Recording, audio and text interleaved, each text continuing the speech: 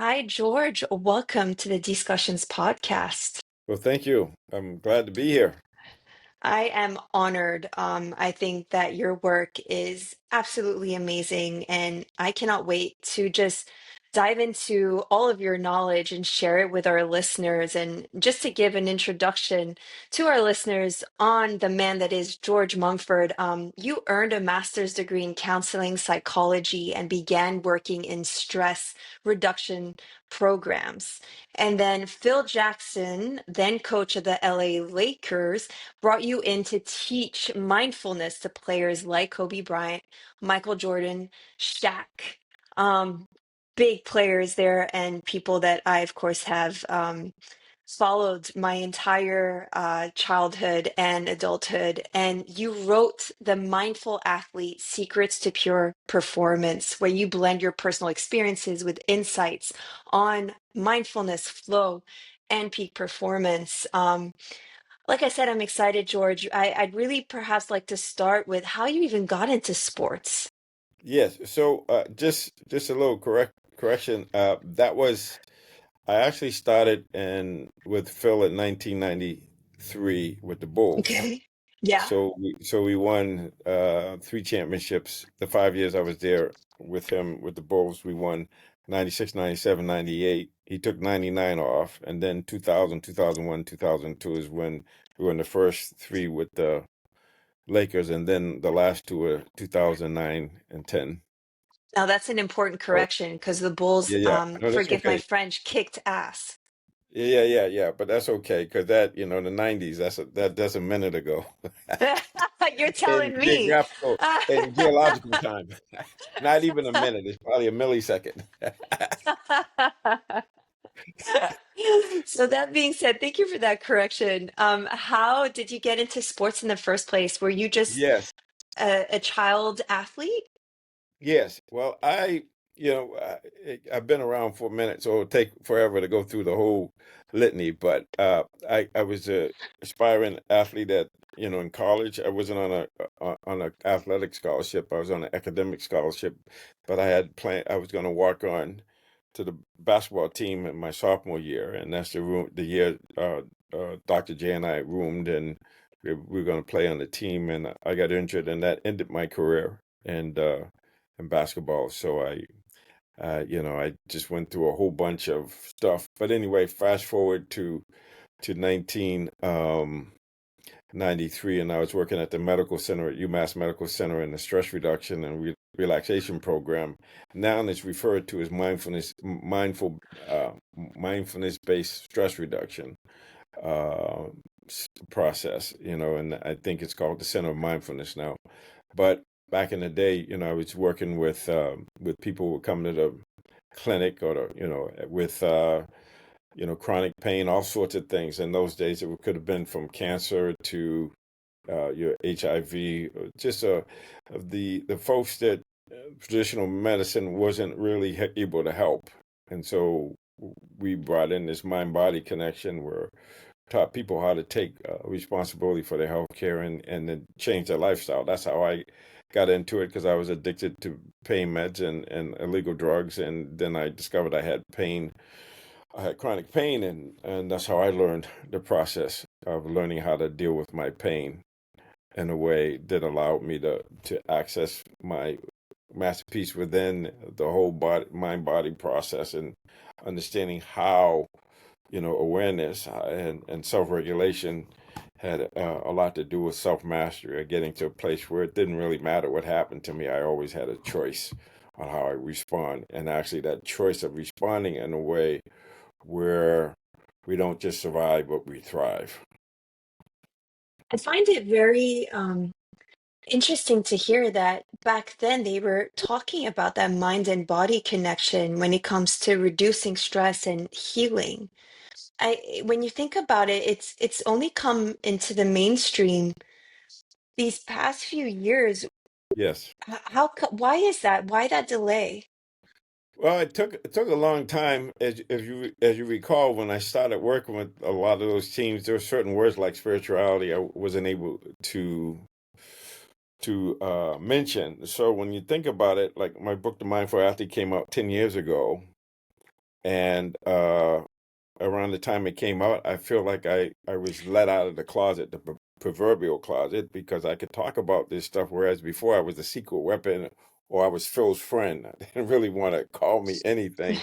They called me a personal organizational development consultant or a sports psychology consultant, but the handle was very nebulous. It was like it was up to how what they felt comfortable with. So we didn't really talk Mm, about that stuff and didn't want to get into it. But at some point, as science caught up, I believe that people started understanding there was a scientific basis to this, and then it became more mainstream. I think the Center for Mindfulness at UMass, with John Kabat-Zinn and others, I think that was instrumental in opening it up when he wrote his book, Full Catastrophe Living, and wherever you go, there you are, and other books. Other people were writing books about the mind-body connection, and then that seemed to help, and then people just started catching on, and then it became okay. And I believe people sharing their experience, in particular Kobe Bryant, he was very open about sharing his experience doing this stuff, and obviously when MJ was doing it and some of the other elite athletes, I think people started opening up to it. And mm, so then it evolved. And like I said, that it's nothing like research and people really being able to talk about the science of being mindful, the science of performance. mm. It's interesting. What do you think made Phil Jackson so open to bringing you on to help the team? Yeah. So what happened was back in the early 90s, there's a place called Omega Institute. It's in Rhinebeck, New York. And John Kabat-Zinn used to go there and do outreach to clinicians, teaching them the mindfulness based stress reduction process. And he was doing that at Omega. And at the same time, Phil was running a program called Beyond Basketball. And it was endeavor to raise money for the Eddie Mass family. Eddie Mass was one of his teammates with the Knicks that died of a heart attack. So it was raising money to help the family.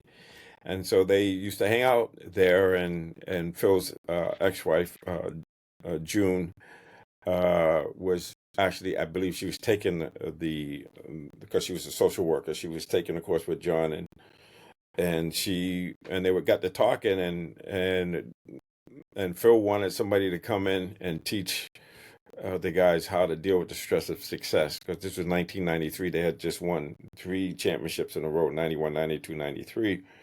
And so then it was discovered that, not only did I work at the medical center, but I roomed with Dr. J in college, and I grew up like a lot of the folks on the team. So I would be perfect to go in and to introduce this process. And in the interim, Michael Jordan's father got murdered, and Michael retired, and so they were in full blown crisis when I went to training camp in October 1993, and that began the whole process. And then I ended up working with Phil for 30 years, not just with the Wow. Bulls, but even his little stint in New York 2014 to 17, when he was working with the New York Knicks. I was also involved in that. So we've been um, partners in crime, if you will, of bringing this process to championship teams, to Mm. all teams. But he happened to uh, be involved in being able to take different teams to multiple championships. And how do you define mindfulness in the space of elite performance? Yes, it's coming. It's as simple as this idea of mirror mind. It's just reflecting what's in front of you, but it's clear seeing. You could call it that. It's this ability to see things as they are in the present moment. And we have a tendency when we perceive something, we perceive it based on what we already know, based on our conditioning, based on depending on the the quality of our mind and our mental tendencies. So it's this idea of being able to see clearly, to be able to see things as they are, and not as we would like them to be. And then that sounds kind of challenging. The easiest way to describe it is the opposite of mindlessness, or not being mindful, like being mindful of the time, being mindful of what you say, being mindful of how you feel, being mindful of what you're doing. And it's about this idea of how can we get rid of all the layers, because one of the things that happens is when we have a perception, there's a very short time between the raw data and the interpretation of what's going on. And and once that initial, just raw data coming in, the mind gets involved, and it embellishes what we see, so you're not really seeing things clearly. So it's hard, it's challenging to talk about, but it's like being able to see. It's like a mirror. Just put a mirror up. Whatever reflects in the mirror, that's it. But a lot of times the mind isn't just a blank mirror. It has distortions. It might have a little dust on it, or it may have other images on there, so you don't really see things clearly. And mindfulness is just being in the moment right now. Being mindful means being aware of being here now, like me being here talking to you, and just being mindful of just letting whatever you ask me a question, just answering it in real time, not based on what happened in 1993 or what might happen in 2026, but just right now, just bare awareness of just what's happening now, just this moment, and describing it in a way where there's not an interpretation of it. It's just the experience of just being here. So it's really challenging to say, not to get too. That's why mirror mind is probably the simplest way I can say it. Is like mindfulness allows us to see what's in front of it without any embellishment, without any interpretation, just the Mm. experience. Does The that way make I, sense? Is, it is that, do you does. understand that? Yeah. I sure do. And the way I interpret that is very much to be where your feet are, which I believe I've Yes. heard Yes. and read. Yeah. But my question to you is, why is it important as, let's say, an athlete to be where your feet are? Yes, because if you're not here, um, you're focused on. Well, maybe I'll use an example. So you have a great experience. Like say you come down and you're playing basketball, and a play goes a certain way, and then you score. Then if you're not mindful, you're coming down and you're trying to do the same play in terms of content, but not knowing the context. So before, maybe you were wide open, or there was an open lane or whatever. But now you're trying to do it, and they're playing a zone, and there's five people there. It's all cluttered. So you're relating to the current experience based on an old map, Mm, or based on old understanding. So you actually living to a default future rather than being open and just letting the game come to you. You're forcing things, and whatever you force things, especially mentally, it doesn't turn out well. If you focus on winning, if you focus on what's going to happen next, and you're not present, so you have to be in the moment. You have to be present, and if you're present, and if you're in the moment, there's an ability to just that's what being in the zone is. When you're in the zone, I'll just mention it that way. Mindfulness makes you zone ready. To be in the zone, that means you're doing things in flow, and you really don't even know what you're doing. There's no self-consciousness there. You're just going with the flow. You just figured out how to be in rhythm, and you're mm, just catching things. And so this idea of living based on what's going on now, and making choices in real time, here and now, not on what happened before, what we think might happen, but just right here now. You have to meet the moment. And that's why you see some concepts when you play, like say if you're playing basketball and you're on offense and you have the ball, some concepts of, if you have direct line, you don't stop. You just go right to the rim. Right up. And of course, you're on defense, it's the opposite. You stop the ball, prevent direct line, that sort of thing. So these mental concepts, we have them, but then to be able to execute them, you got to be able to read the situation and respond in the immediacy of experience. And that's mm, why it's so important. So when you see clearly, then your actions will be clear. And when you're seeing it without being worried about desire or fear, but you're just there and just allowing things to happen, that's a different game.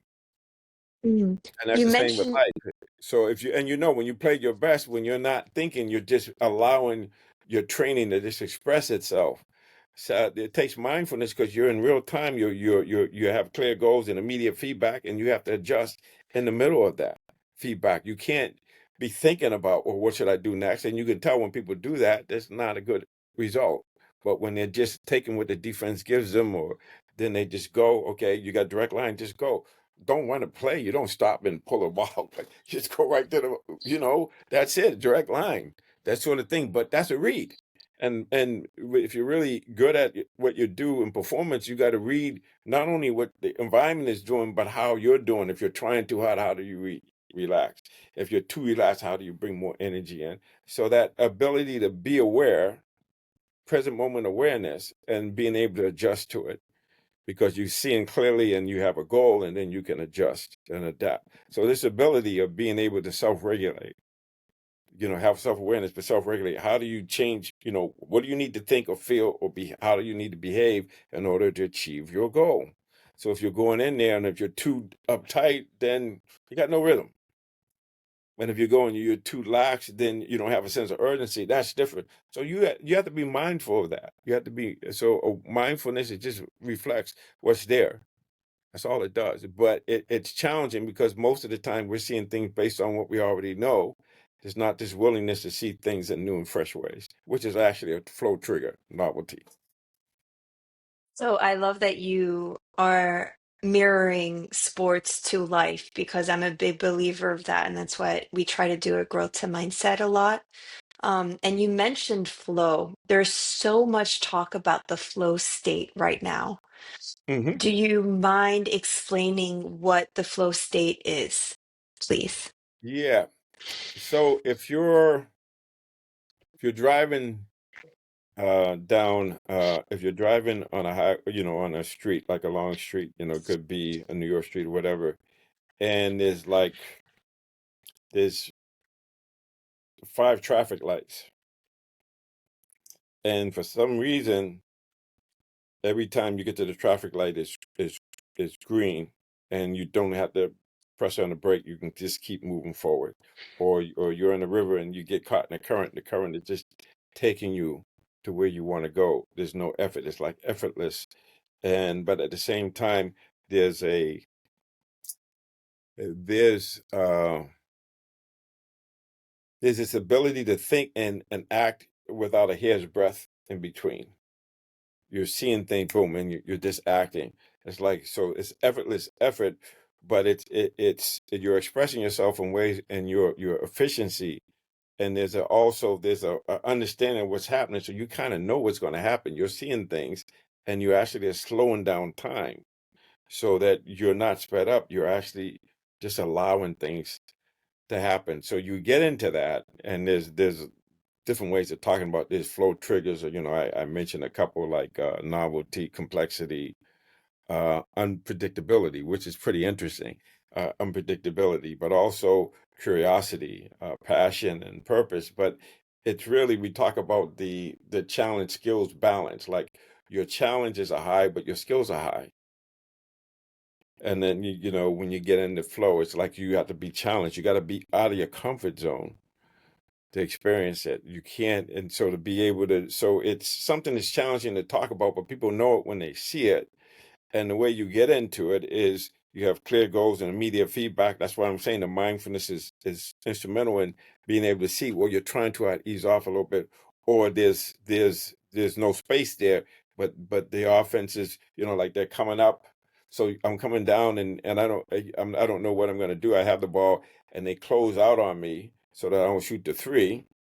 So being mindful of that, I can up fake and then go by them, or I can jab step in when they go off me, I can boom, whatever. So it's the being mindful, being aware, being able to see things, but you have to know what your goals are, and so that's why, especially working with the triangle offense and Phil and Tex Winters, they had these sound principles of a sound offense, like floor balance, play movement, ball movement, take what the defense gives you, that sort of thing. And if you're on defense, it's the other way around. See man and ball. Stop penetration, especially mental penetration. If you can keep them on one side of the floor, that's it. And soccer is the same thing. You see them, they kick the ball, in football or soccer, they kick the ball and they reverse, it makes the defense move. And so there's all these concepts. So mindfulness and flow is about being able to see things and make decisions that are in alignment with you achieving your goal in a way where there's an effortless effort. It feels like it's just happening by itself. There's an effortlessness to it. But it's not just being effortless and not achieving the goals. You're being effort. And all of a sudden, if you're playing basketball once again, the rim, instead of being a certain size, it looks big as the ocean. Mm. Just, you can't miss, it's like you just know things. There's a premonition of just seeing things unfolding in slow motion. Does that mean that your emotions and your thoughts are somewhat neutral in that flow state? Yeah, there's no thinking going on. The only thought is I call it directed thought, like move your feet, close out, you know, rhythm flow, let it go, use your feet, whatever, especially if you made a shot and like if you watched the last dance in the game where Michael was playing against Utah Jazz. The interesting thing is that when you see the last shot where he kept his hand up there and he kept it up there, people thought he was profiling. No, all of his shots before that were short. So he went back to basic fundamentals, follow through, stick it, all of that stuff.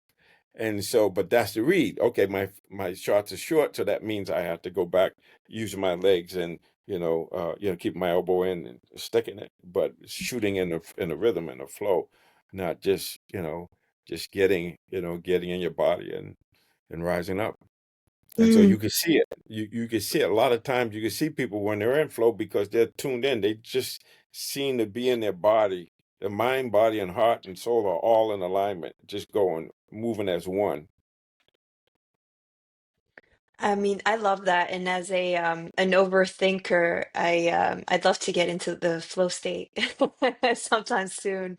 Yeah, and Um, the best way to get into it is not to try to get into it, but know what the conditions are that allow it to happen. And mindfulness makes your flow ready, just like having enough insight, knowing what it is you want to do and how you want to do it. But it has to be done out of my own who I am. It has to be done the way George does it, the way Dion does it. It has to be authentically, because another way of saying flow is spontaneity Mm. of one's own will. So it has to be inner. It has to be inner directed, and it has to be coming out of you being who you are, not who you're supposed to be or anything else, but expressing it in the way you can only express it. That make it, that do you understand that how important that is? Authenticity, being able to say yes to the truth, and then make adjustments according to that, even if it's not what you like. Yeah. And how do you apply the concept of being in that flow state in life? So we're not talking about physical movement like in sports, but very much dealing with life if life throws something at you that derails you emotionally. How does the concept of flow state apply Yeah, to well, that? I live a lot in flow, and you can have flow. My first flow experiences was not in athletics. It was just it was kind of like, but it was like I was playing a game or something when I was a young man, and everything kept just aligned in the right way. Um, you do it by this idea of saying yes to whatever happens, saying yes to it, and then going with it. So I live in the Northeast, so if you're driving and there's black ice and the car starts skidding, you don't skid away from the turn, you skid into the turn. Then once you get into the turn, you get control. If you're in a current, the current's taking you away, you go with the current, but then you ease over to the shore. Mhm. So basically So not panicking. not panicking. Yeah, you have to be calm and you have to be mindful. You have to understand, what's happening. And so you're really holding what's happening. And then, so here's my clear goals. Here's the feedback I'm getting. And what do I need to change so that I stay on track or I get back to, in the process of, in the direction of my goal. And that is people don't realize we have this ability, and a lot of times it's changing how we're seeing things. So positive self-talk is important, interpreting things as okay, opportunity versus something that shouldn't be happening. It's happening. Yes, it's happening. And based on the fact it's happening, here's a choice I can make. Here's the choice I can make that allows me to get back on track. But Mm. it's painful. It can be painful. It can be unpleasant. So having a how do I want to say it? Having enough grit to be able to be comfortable getting uncomfortable, being uncomfortable is really part of it. And then it's like, so yeah, so it's like in daily life, it's just, but you have to have clear goals, immediate feedback, and an ability to adjust and adapt, to self-regulate so that you can do what you need to do. It's really that simple. It's too simple, actually, because we are trying, we spend so much time not accepting what is, not being committed to true north or the truth, that we're spending time and creating all this noise and clutter where we can't even see or feel our bodies. Mm.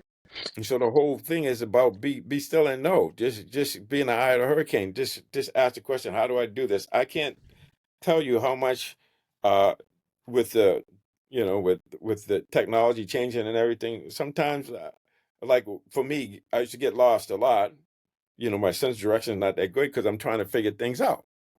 So when I realized that if I don't try to figure things out, I get there. It's like you lose something, you can't find it. Once you stop looking for it, you find it. It's kind of like that.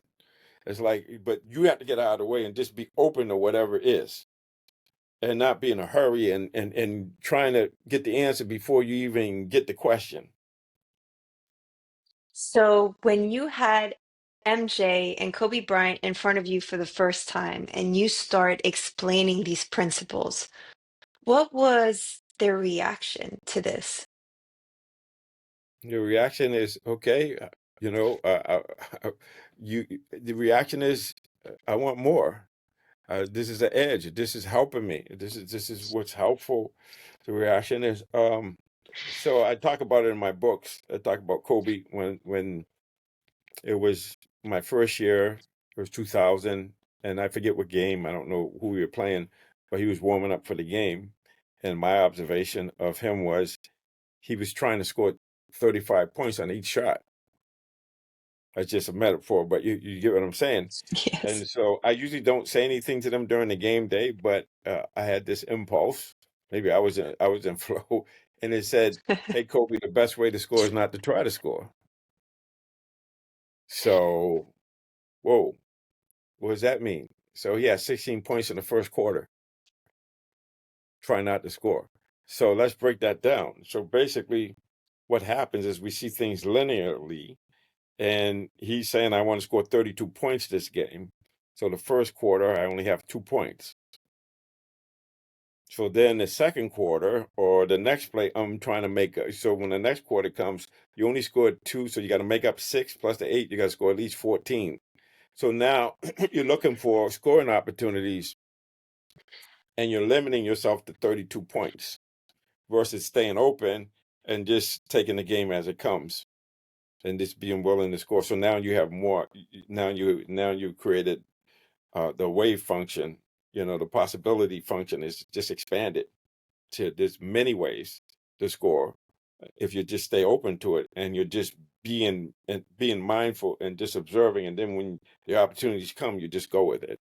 And so it's like effortless. It's like you're not even trying to score. You score. That's what the zone is when you're able to allow things to happen, but you have the intel and the mindfulness to know that this is an opportunity, and then your body just goes and does what it does. And so that's the thing, that we limit ourselves by thinking a certain way or trying to force things where you form the intention, then you have to allow it, relax and allow it to happen. And it takes a lot of courage and a lot of trust to do that. But that's when we're spontaneous, and when you say to life, okay, yes to life, but I have this ability that I make choices and I know that I can choose in alignment with my goal. If I So can just how create space between, and that's what mindfulness does, it creates space between stimulus and response. And in that space, we have the freedom and power to choose. And you choose according to, and so especially being, if you're talking to these guys, if you talk about MJ and Kobe, if you'll notice something, they're fundamentally sound. They mastered the fundamentals. So when you master the fundamentals, you become a master because you have the fundamentals, you program yourself. Then when the opportunity comes, it's right on. And then you're creating off of the fundamentals of the foundation. So you look at their footwork is impeccable. Their ability to do certain things. So when you master the fundamentals, when you make a mistake, you have a foundation in which to correct it. If you don't have fundamentals, then you're out here. You don't know which way is north. Mm. So this is so simple. It's ridiculous but we think people want to get to the creativity before doing the basic foundational work. Mm. Just like being mindful, this ability to just be in a moment and just observe things uncritically and to be able to see things clearly, even if they're challenging to see because they hurt or they're uncomfortable. But creating that ability to tolerate that discomfort is huge. Mm.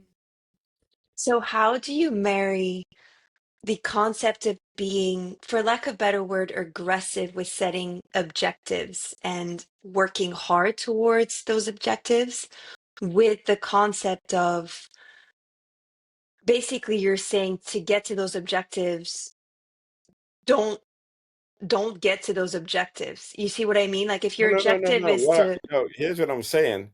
You form the intention, but then you have to let go of the results. That's what I was mm, asking Kobe to do. Open up the possibility that there's going to be let the game come to you, and you're going to find that there's more opportunities to score than you would if you just looking at it through a fixed lens. mm, So you understand what I'm saying? So it's yeah. it's like just being novelty, being open, act like you don't know anything, having a beginner's mind. You got to go back to being like you were when you learned how to walk. When you just fell down, you got up. You didn't worry about pride or anything. You just got up and you tried harder. So you have to have that childlike curiosity and a stick to itiveness, where you're not worried about how you look or or what people think about you. You're just Mm. locked into what you're doing. So, do you mind talking about what the difference is between playing not to lose and playing to win, and Yes. how mindfulness plays into that? Yeah. So the mind uh, doesn't recognize the negation. So if you say don't make a mistake, you're telling your mind to make a mistake. So I think it was a playoff football game, and I believe it was I think Parcells was the coach, and he told his team, if you turn the ball over, we lose. And it's like, don't turn the ball over, you're going to turn the ball over. But instead of saying it as a negation, you focus it as an affirmation, positive present, uh, personal positive present tense. So, make plays, handle the ball, that sort of thing. So it's not about trying to win. And the Hall of Fame coach, people may not know him, but the Wizard of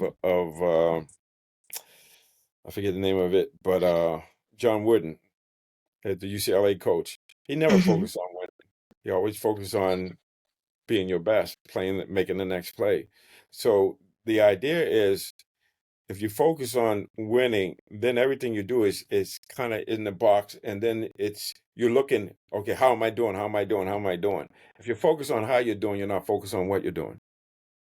So if you try too hard, if you're forcing things, like the thing about force is when you use force, it's counter force, and then you have to keep forcing it. But when you use power, it just flows. You don't have to do anything. You just have to get rid of the obstructions, and it just flows.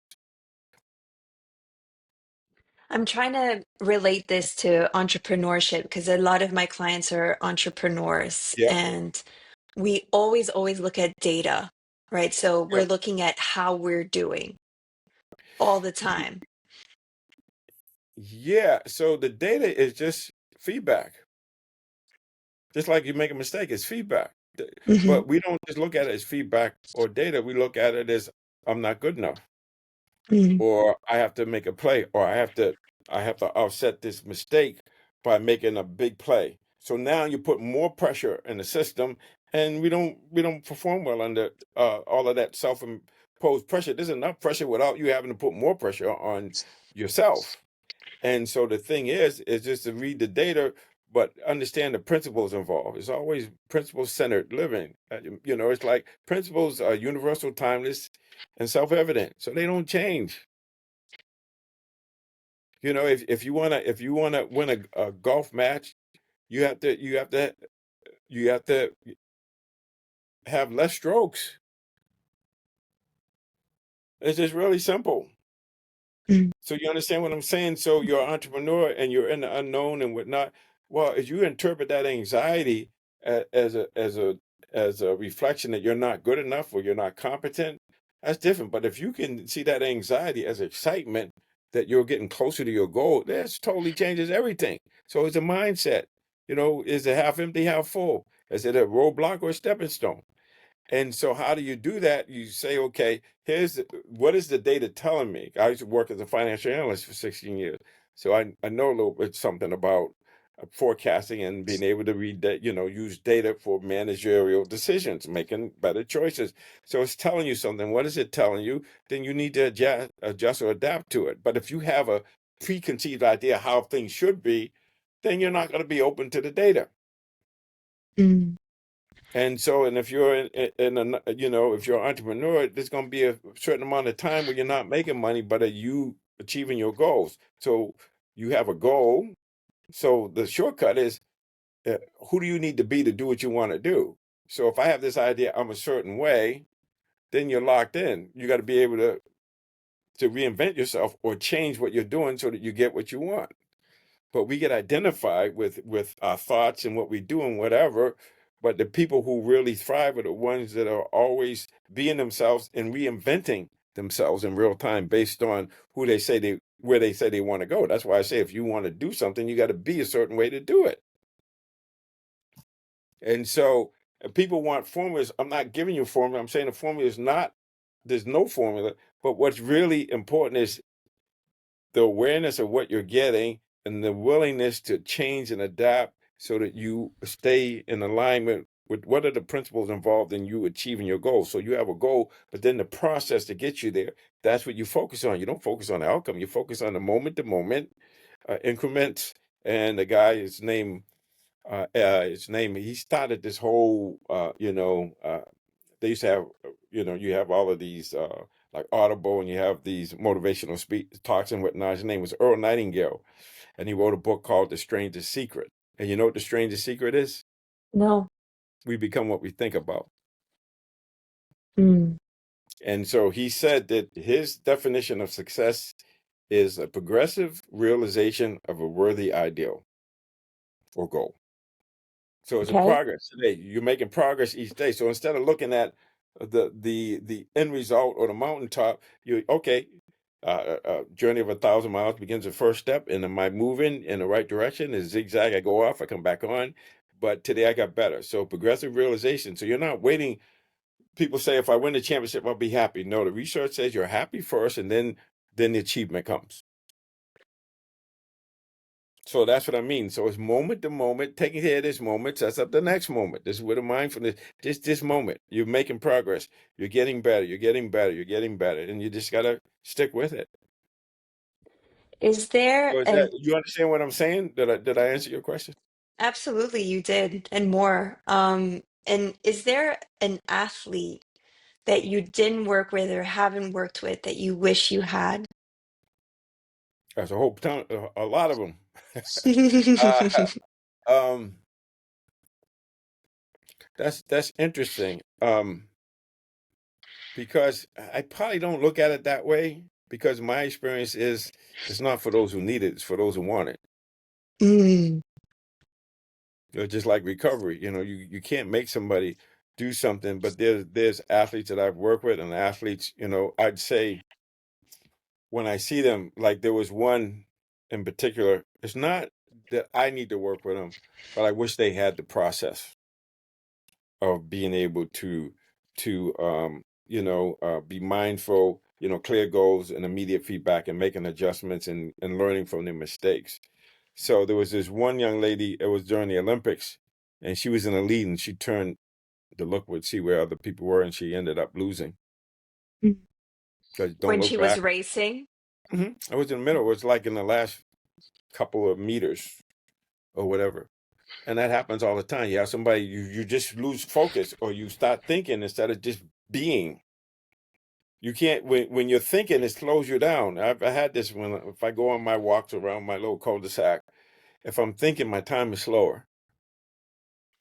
Using this time to reflect. But if I'm just in my body and just walking around and just being aware of the surroundings and it's a flow. You're in a flow. So when you're in flow, there's no thinking.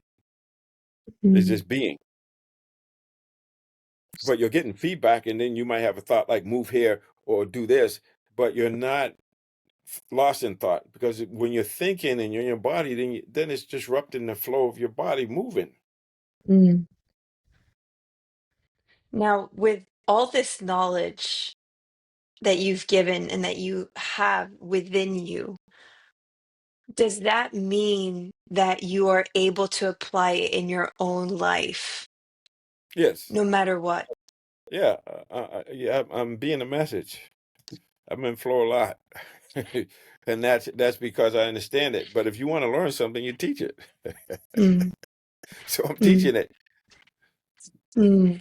You get what I'm So, saying? And it's but at the same time, I'm not trying to be in flow. I'm just understanding what the conditions for flow are mm, and allowing those conditions to come together. And you never know when they're going to come together. But if you're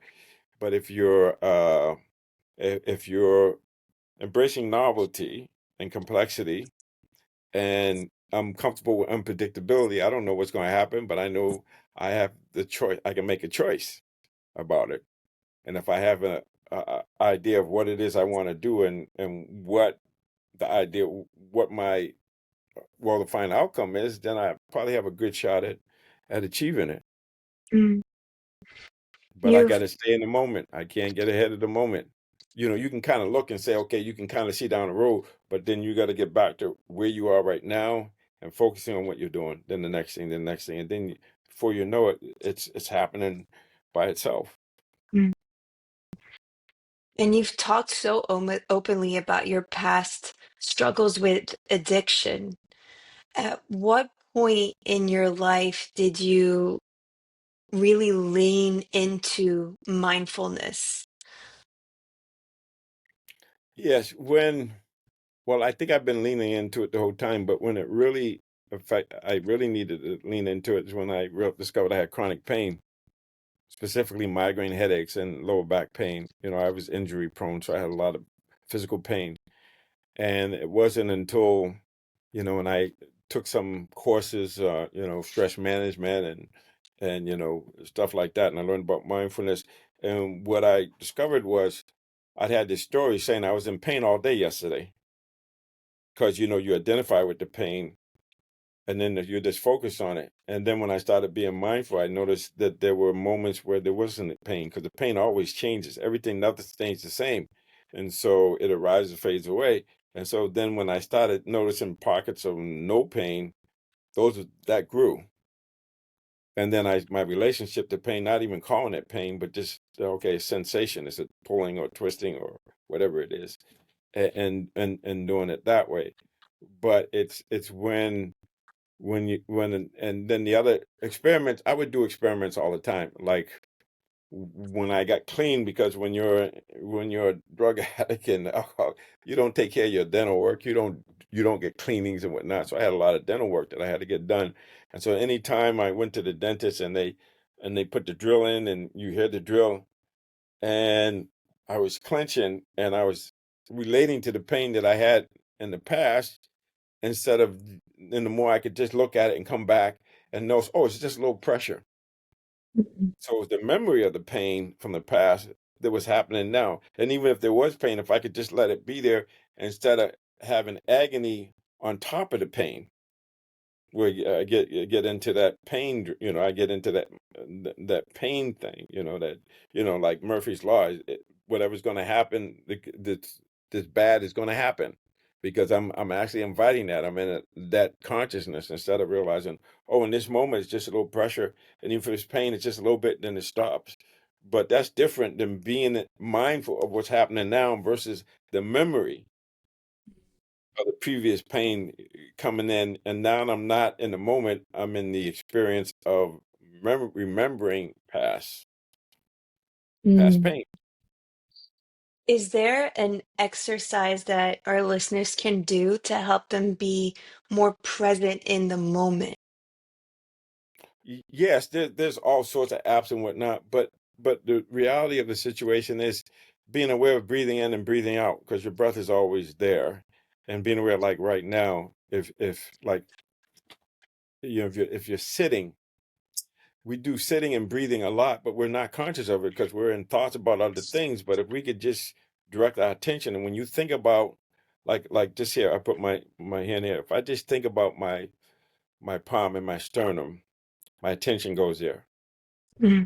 and then just by directing my attention there and from the inside out, feeling what that feels like, not the thought about it, not even the idea. So the concept is the palm and the sternum, but at some point, if you can go down to the bare awareness sensation of what that feels like that, feeling the tight, like pressure, feeling the warmth, feeling the expansion up and down, and just focus on that and being with that. I'm sitting and breathing. I'm breathing in while I'm sitting, having my palm here, and I'm breathing out while I'm sitting. So sitting and knowing it. Mm. And knowing that I'm sitting and breathing. But a lot of times we're sitting and breathing, but we're not paying attention to it and we're not feeling it. So I say think about it, but just the thinking, I'm just saying direct a thought to it. But then once you get there, it's just the bare awareness of what that feels like. Mm. What does it feel like when I breathe in? When I breathe out? And do I have to do these real big breaths? No, they can be any breath, but sometimes you start off breathing in and breathing out and just allowing it. And then you can actually expand the breath to include your whole body. So I'm just sitting here feeling my whole body as I'm breathing in, breathing out. Mm. I love how simple that is, and in a way, it makes me think of, have you read Shoe Dog by Phil Knight? He's the founder of Nike. He No, wrote I this haven't read it. amazing, oh, I highly, highly recommend it. And what's it And called? Shoe Shoe Dog, dog, like the shoe in a dog. correct, Shoe Dog by Phil Knight. And what he does multiple times, what he describes in the book is whenever he's stressing out, something bad happens at work or he has to make an important decision, he does a self hug. Yeah, that And works too. That helps. That, mhm, that that works too. Anything kinesthetic, to get you back in the body. I can tell you during my recovery and my chronic pain and just difficult situations that sometimes all I could do is just breathe in, breathe out, and knowing it. That's it. I spent a whole weekend like that, just breathing in, breathing out, breathing in, breathing out. And recently I had some challenges, and just focusing on the moment just allowed me to stay there. Because if you're in the moment and you're just breathing in, breathing out, you can't have anxiety or depression or any of the other stuff because you're just in the moment. mm, Yeah, I and guess, you can just rest in it and just breathe in, breathe out, and and but is it going to happen right away? No, because when you mm, do that, there's a resistance to it, and your mind is thinking about it, and then the first thing you say is, "Well, I can't be with my breath." Well, I didn't ask you to be with your breath. I just asked you to be aware of it. mm, And so you can't find it, or you're with it for a millisecond, then it goes somewhere else. The work is, if you think about your breath, you're right back there. So you have to keep coming back, keep coming back. But the way you come back with ease just by thinking about it. Attention goes there automatically. Your mm, attention follows your intention. So even if you don't know what your intention is, just follow your attention, and it's going to tell you what you're interested in. mm. I like that a lot. That's a I good one, like huh? it. That's a really good one. Is that the first time you're saying it? I feel No, like no, a no, no. light I, bulb. I, Oh. I say it all the time. Your mind has a mind of its own, but knowing what it is, and every once in a while, people talk about meditation as being just being quiet and whatnot, but to meditate means to contemplate. To contemplate means to look at repeatedly or closely. So there's a couple of philosophers, Snoop Dogg and Dr. Dre. I have my mind on money, money on my mind. That's meditation. That's a Mm, contemplation. So do you know what your mind is on and what's on your mind? See, mm, whatever your mind is on, that's what's on your mind. mhm. And so a lot I, of us have hate and frustration or whatever, or love, and we don't even know it because we're not paying attention. So you can have love and not know it. It won't grow. You won't experience it. You won't have the sensation of love because you're out here, or you're not in your body. You're not mm, you're not experiencing what it feels like, to whatever it is. And so just being willing to say, whatever I'm experiencing, I'm just going to experience it without trying to push it away or pull it towards me. Just let it be. And by doing that, it's going to process and then move through. There's a mm, woman. She wrote a book called "The Stroke of My the was the stroke of my stroke of my insight" or something like that. She had a stroke and she was observing it. And so she said that most emotions you can process through in 30 seconds, most maybe, you know, 90 seconds. We just feel them without having a story about them. See, that's where the mm, mindfulness is helpful. Where, okay, so I'm having some anxiety, so I'm feeling this tightness here. But calling it anxiety has a whole energy to it, and then there's a story about all that. But if I can just get it to the bare sensation of tightness, just breathe in and just allow it to be there. Now the chances of it arising and fading away, because everything changes, it'll change and it'll be manageable. mm. Now, my last question is this. What is the one question you wish most people ask themselves in life? Well, it's not just one question. I think it's the context in which you ask the question, but the real question is, it now whether I want to keep it where people have a direct answer, or if it's a contemplation where it's a Hmm. reflective question, which reflective questions are really helpful. Is, the two questions I usually ask people when I work with them is, what do you want? And who do you need to do what you want to do? Who do you need to be to do what you want to do? So let's take an example. Say you want love, then you got to be love. Mm, You say you want peace, you got to be peace. So you want joy, then you got to be joy. Just saying. So we have this mm, idea that we got to go through all of these things, but the reality is, no, it's available to you. You just got to be it and understand it. Well, what does it mean to love? Okay, Eric Fromm wrote a book called Art of Loving. He talked about, when you love something, you make it grow. And so you care for it.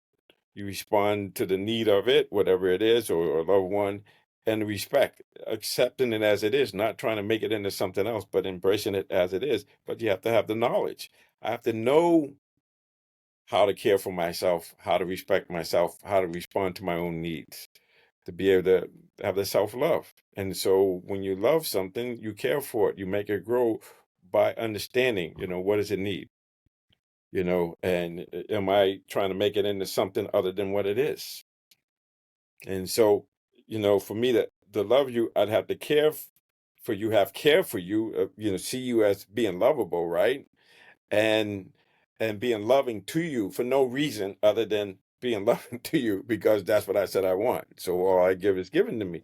So knowing how to care for you, how to respond to your needs, whether you mention them or not, just by saying, okay, so you're thirsty, and I might say, or your throat is dry, I'll pass you a glass of water or something to drink or some tea. You see what I'm saying?